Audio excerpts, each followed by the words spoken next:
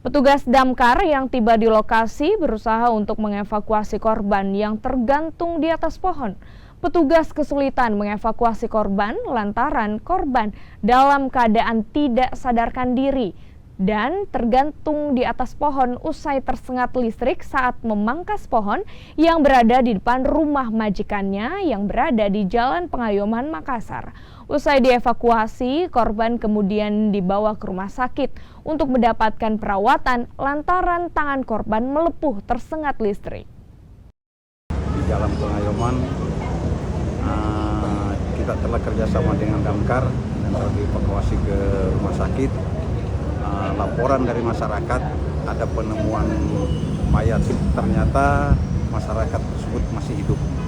Diperkirakan untuk sementara tersengat listrik mengingat ada kayak luka bakar di tangan sama kaki.